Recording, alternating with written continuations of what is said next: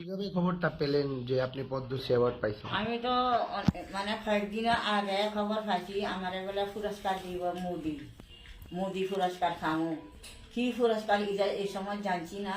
মোদি পুরস্কারের যে অনেক বড় পুরস্কার হইব। আমি দেন আমি সুতো আনিয়া সুতো খলক তলক দিয়ে মুদিরে বানাইছিলাম।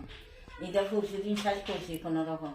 তো কালকার ব্যাংকে গেছি, ব্যাংকে গিয়ে এই ব্যাংকে কাজ করতে সময় ওই আরো ফোন আছে, আমি পদ্মশ্রী পুরস্কার লেগে উত্তীর্ণ হয়ে গেছি। কি বিষয়ে পদ্মশ্রী পুরস্কারটা পাইছেন? কি বিষয় তারা না জানে যে আমার কি বিষয়ে তারা পুরস্কার দিতেছেন। আমি তো পুরস্কারটা এটা আমার অধিকার নাই, আমি পুরস্কার চাওয়ানোর কোনো অধিকার নাই। তারা কি উদ্দেশ্যে পুরস্কার দিতেছেন আমি তো এটা বুঝছি না। আচ্ছা, কেমন লাগছে? আমি এই পুরস্কার পাইয়া এত খুশি হয়েছে, এত আনন্দ হয়েছে। আমি তো মনে করছি আমার সারা পরিবার না, সারা ত্রিপুরা রাজ্যের সবাই মানুষ খুশি হয়েছে। কালকা রাত্রে টিকে আমার এত জানাইতেছেন, ছুটির দিকে আমার খবর টবর দিতেছেন, ফোনে করতেছেন, এই সেই পুরস্কার খাইছি, কত খুশি। তো মনে করতে যে ত্রিপুরা রাজ্য সবাই খুশি আনন্দিত আমি পদ্মশ্রী পুরস্কার পাওয়ার কারণে। এই কাজটির সাথে আপনি কবে থেকে জড়িত? এই কাজটিতে আমি জড়িত, আমি তো ছোটবেলা থেকে এই কাজ করতেছি, এই গুণবাতা কাজ করতেছি ছোটবেলা থেকে। তবে মাঝখানে তো করছি না, পরে 90 থেকে কন্টিনিউ করে আইতেছি। এই কারণে তো আমি ন্যাশনাল অ্যাওয়ার্ড খাইয়া তবু আমি মিনিস্টার স্যারে আমার চাকরি জন করার লিগে বলছেন, আমি করছি না, চাকরি যেন করছি না। আমি এই কাজ করার আমার অনেক মানে বড় ধরনের কাজ করার ইচ্ছা ছিল আমার এই গুণবাতা ব্যাপারে। কারণ যে ন্যাচারাল ডাইং এটা তো বলতে গেলে লুপ্ত হয়ে গেছে। এটা সামনে আমি জাগরিত করুন খুব করার মনে চেষ্টা করছি। তো যদ্দূর আমি করছি ওদ্দূর আমিও মানে সফলতা ওই মনে করতেছি আর কি।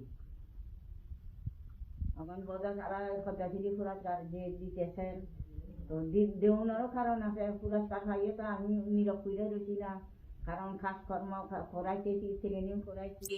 আবার স্টুডেন্টরা 2001-এর মধ্যে একটা স্টুডেন্ট ইদারে আনাই দিয়েছি, 2002-এর মধ্যে একটা আনাই দিয়েছি, 2006-এর মধ্যে একটা আনাই দিয়েছি, 2011-এর মধ্যে একটা আনাই দিয়েছি অ্যাওয়ার্ড।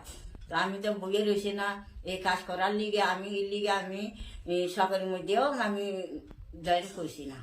আমি স্বাধীনভাবে কাজ করতাম চাইছিলাম, স্বাধীনভাবে কাজ করেছি। মনে করতেছি এখন আমার জীবনের সফলতা হয়ে গেছে। ত্রিপুরার মানুষের উদ্দেশ্যে কি বার্তা থাকবে আপনার?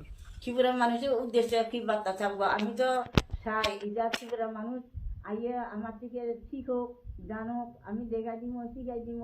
ইদিদর যেখানে যাই সেখানে আমি খোঁজ আইও দেখো মা বোন, আইও দেখো এরকম যে ন্যাশনাল অ্যাওয়ার্ড কীভাবে পাওয়া যায় আমি শিখাই দিব, দেখাই দিব। আমি কোন জিনিসের কোন ডিজাইনে আমি অ্যাওয়ার্ড থাকি, আমার জিনিসটাও আছে, আইয়ে দেখে যা। এইরকম আমার এমন আশা ভরসা আসিল আর কি, কিন্তু আর পিছনে কেউ আসছে না। এখন আপনি কি চাইছেন? এখন কি চাইছে আসলে ঠিক আছে, আমার উদ্দেশ্য আছে আমি আজীবন আমি এই কাজ করে যাবো। এই গুণবাতা কাজ যত বছর আমি বাচ্চা থাকি তত বছর আমি করুন, যতদূর পারি করুন।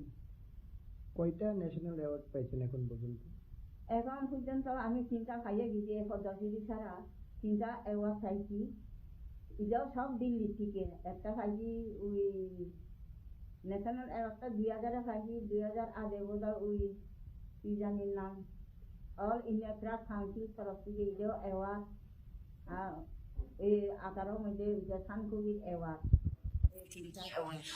ত্রিপুরা স্টেট থেকে কিছু পাইছেন অ্যাওয়ার্ড? ত্রিপুরা স্টেট থেকে পাইছি, যেটা বুঝলে গেছি। আচ্ছা, সম্বর্ধনা দিছেন আর কি। আচ্ছা। অনিল সরকার আমার সম্বর্ধনা দিছেন। সম্বর্ধনা তো অনেক পাইছি ত্রিপুরা ইউনিভার্সিটি। আপনার নাম? আমার নাম স্মৃতিরেখা চাকমা, বাড়ি? বাড়ি আগরতলা, এটা আমার বাড়ি।